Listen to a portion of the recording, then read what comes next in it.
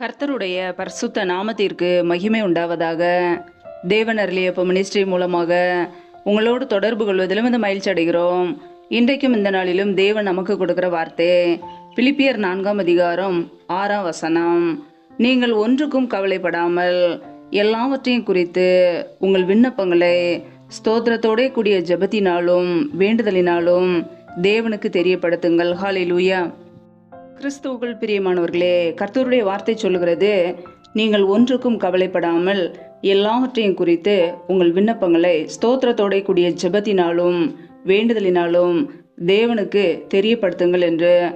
பிரியமானவர்களே, நம்முடைய வாழ்க்கையிலே எதை குறித்தும் கவலைப்படாதபடிக்கு நம்முடைய பிரச்சனைகளை தேவ சமூகத்திலே நாம் தெரியப்படுத்த வேண்டும். ஹல்லேலூயா.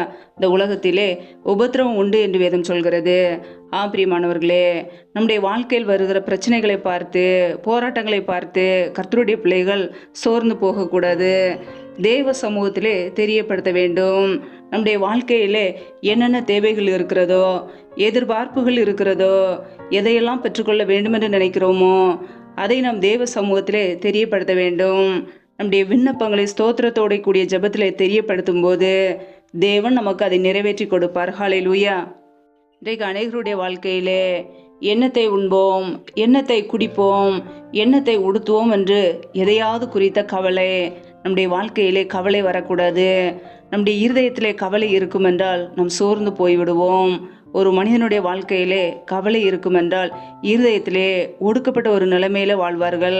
கர்த்தருடைய பிள்ளைகள் சோர்ந்து போகாமல் நம்முடைய வாழ்க்கையில் உள்ள எல்லா பிரச்சனைகளையும் எதிர்பார்ப்புகளையும் தேவனுக்கு நாம் தெரியப்படுத்துவோம். ஹல்லேலூயா. உலக கவலைகள் நம்முடைய இருதயத்தில் இருக்கும் என்றால் கர்த்தருக்காக கனி கொடுக்க முடியாது. பிரியமானவர்களே, நம்முடைய வாழ்க்கையிலே கவலைகளை கொண்டு வருவது சத்ருவானவன். அவனுக்கு நாம் ஒருபோது இடம் கொடுக்க கூடாது. ஹல்லேலூயா.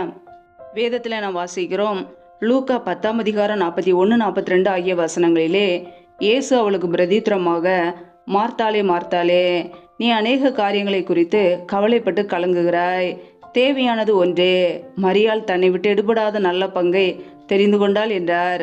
பிரியமானவர்களே, இங்கே மரியாள் தன்னை விட்டு எடுபடாத நல்ல பங்கை அவள் தெரிந்து கொண்டாள். இயேசு கிறிஸ்துவின் பாதத்தருகே உட்கார்ந்து அவருடைய வசனத்தை கேட்டு கொண்டிருந்தாள். ஆனால் மார்த்தாளோ வீட்டிலே வேலைகளை செய்வதிலே மிகுந்த ஆர்வத்தோடு இருந்தாள். பிரியமானவர்களே, அவள் அநேக காரியங்களை குறித்து அவள் கவலைப்பட்டு கலங்கி கொண்டிருந்தாள். ஆனால் மரியாளோ தேவ சமூகத்திலே காத்திருந்து கர்த்தருடைய வார்த்தைகளை கேட்டு ஆவிக்குரிய வாழ்க்கையில வளர அவள் விருப்பமாயிருந்தாள். இன்றைக்கு நம்முடைய வாழ்க்கையிலே உலக காரியங்களை குறித்து கலங்குகிறோமா, அல்லது தேவ சமூகத்திலே காத்திருக்கிறோமா, நல்ல பங்கை தெரிந்து கொண்டவர்களாக இருக்கிறோமா? நம்மை நாமே ஆராய்ந்து பார்க்க வேண்டும்.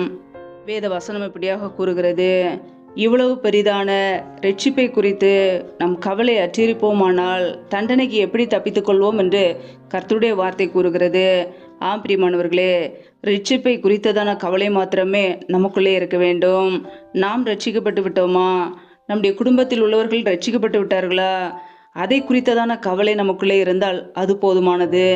ஆனால் உலக காரியங்களை குறித்து எண்ணத்தை உண்போம், எண்ணத்தை குடிப்போம், எண்ணத்தை உடுத்துவோம், அன்றாட தேவைகளை குறித்ததான கவலை நமக்கு தேவையில்லை.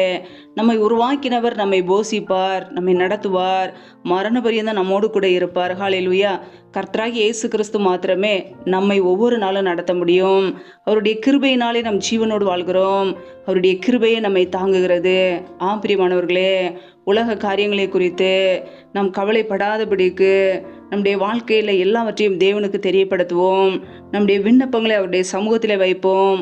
அவர் நமக்கு பதில் கொடுப்பார். ஹல்லேலூயா. நம்முடைய இருதயத்தில் தேவ சமாதானம் நிறைந்து காணப்படட்டும்.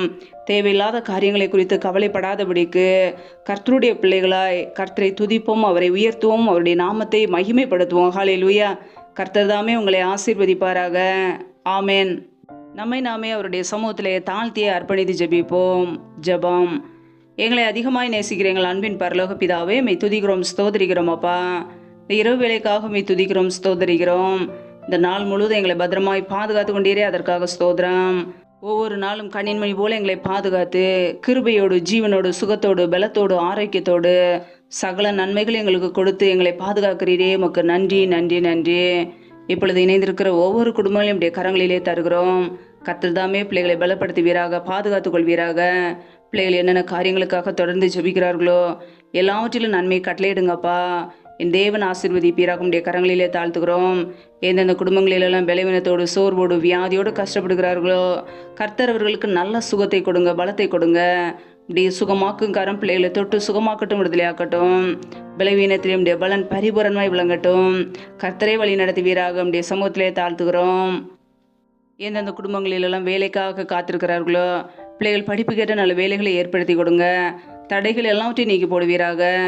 எந்தெந்த குடும்பங்களிலெல்லாம் திருமணமாகி நீண்ட நாட்களாக குழந்தை இல்லாமல் குழந்தைக்காக ஜெபிக்கிறார்களோ என் தேவன் அந்த பிள்ளைகளுக்கு ஒரு அற்புதத்தை கட்டளையிடுங்கப்பா. பிள்ளைகள் கர்த்தரால் ஒரு சுதந்திரம், கற்பதின் கனி அவரால் கிடைக்கும் பலன் என்று வேதத்தில் வாசிக்கிறோம். அண்ணாளுடைய ஜெபத்தை கேட்டு ஆசீர்வதித்தது போல பிள்ளைகளையும் ஆசீர்வதிங்கப்பா. இப்படி நன்மையினால் நிரப்புங்க. எந்தெந்த குடும்பங்களிலெல்லாம் கணவன் மனைவிக்கிடையே பிரிவினோடு வாழ்கிறார்களோ என் தேவன் அந்த குடும்பத்தில் தேவ சமாதானத்தை கொடுங்கப்பா. இந்த குடும்பங்கள் எல்லாம் இயேசு கிறிஸ்துவின் நாமத்தினால மறுபடியும் இணைக்கப்படட்டும். உடைய கரங்களிலே தாழ்த்துகிறோம். எந்தெந்த குடும்பங்களிலெல்லாம் திக்கற்றவர்களாய் தனிமையோடு வாழ்கிறார்களோ, கணவரால் கைவிடப்பட்ட ஒரு நிலைமையிலே யாருமே இல்லாமல் கஷ்டப்படுகிறார்களோ என் தேவன் அவர்களுக்கு உதவி செய்யுங்கப்பா. திக்கற்ற ஒவ்வொரு பிள்ளைகளுக்கும் நேரே தகப்பனாய் இருந்து வழி நடத்த போகிற கிருபைக்காக ஸ்தோத்திரம். உடைய கரங்களிலே தாழ்த்துகிறோம். இந்த இரவு நேரத்தில் இன்பமான தூக்கத்தை கொடுங்க. சத்துரு கொண்டு வருகிற போராட்டங்கள், பிரச்சனைகள், மரண பயங்கள், இருளின் அதிகாரங்கள், ஆபத்துகள், நாச மோசங்கள், தீமைகள், விக்னங்கள் எதுவும் பிள்ளைகளை சேதப்படுத்தாதபடிக்கு பாதுகாத்து கொள்ளுங்க. உடைய இரத்த கோட்டைக்குள்ள அர்ப்பணிக்கிறோம். அதிகாலையில் எழுந்து தேவ சமத்திலே காத்திருக்க கிருபதாங்க. முற்றிலுமாக தாழ்த்துகிறோம். எங்களை அர்ப்பணித்து ஜெபிக்கிறோம். எல்லா துதிகன மகிமை எல்லாமும் ஒருவருக்கே செலுத்துகிறோம். ஏசு கிறிஸ்தின் மூலம் ஜெபிக்கிறோம் ஜீவனுள்ள நல்ல பிதாவே, ஆமேன். கர்த்தர் தாமே உங்களையும் உங்கள் குடும்பங்களையும் ஆசீர்வதிப்பாராக. ஆமேன். Thanks for watching. Please subscribe our channel. Click the like and share. Click the bell. God bless you.